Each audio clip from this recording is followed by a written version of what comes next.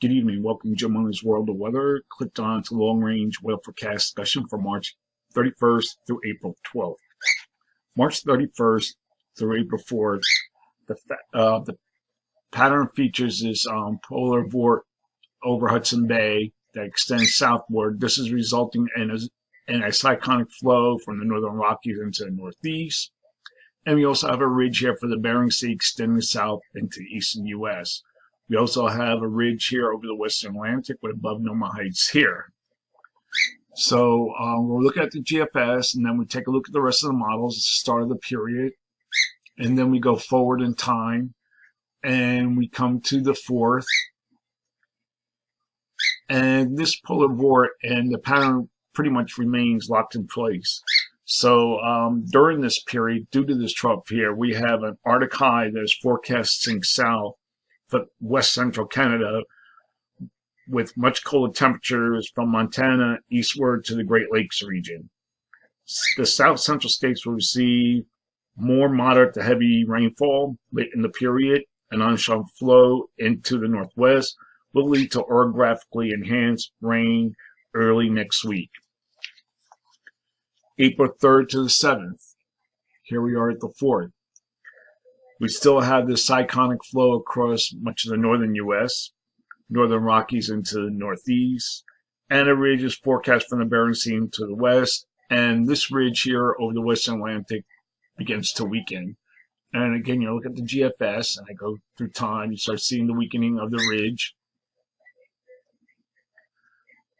The low, kind of the upper low over Hudson Bay kind of meanders a little bit, but generally stays across Hudson Bay. So it's almost a zone of flow here. And then we take a look at the rest of the models. It kind of sinks into the little bit of below normal height, sinks into the northeast parts of the mid-Atlantic. So during this period, I am forecasting above normal temperatures here, forecast anomalies of 4 to 8 degrees above normal, and below normal temperatures are forecast for this region, and a forecast anomalies of 4 to 12 degrees below normal, and the highest anomalies would be across this area here, lower to the east and to the south.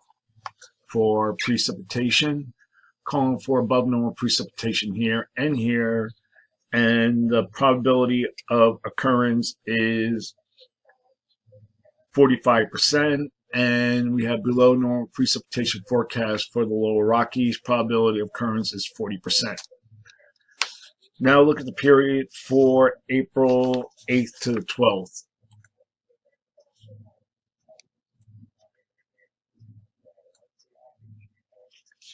Okay, now during this period, there's a little bit difference in the flow. Now here's the GFS ridge, and we have a trough here. Okay, and then we look at, then we go to the end of the period, still very pronounced ridge here in the east. But then we look at this model. This is GEFS, kind of similar, broad flow, but near to below normal heights across much of the nation. And then we look at the European ensembles, ridge, trough configuration, a little bit of a split flow. And then we look at the NAEFS, a trough. But due to this pattern that we have locked in place, I'm forecasting this. Where is my other map?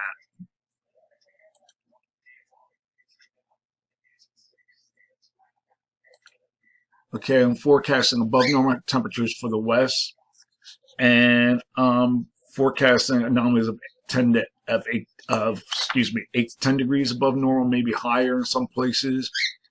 And I think this might be a little bit too high, but forecasting below normal temperatures from the plains or from the Mississippi Valley to the East Coast, and anomalies of 6 degrees below normal are forecast. This is due to the persistent ridge near the Bering Sea. That's why I'm going with this, and that's how even the ensembles are not are in agreement. They're showing the same temperature anomalies.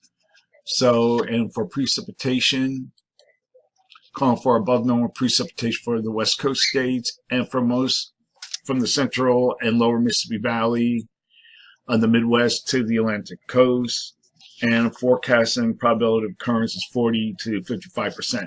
So that's long-range weather forecast discussion for March 31st to April 12th.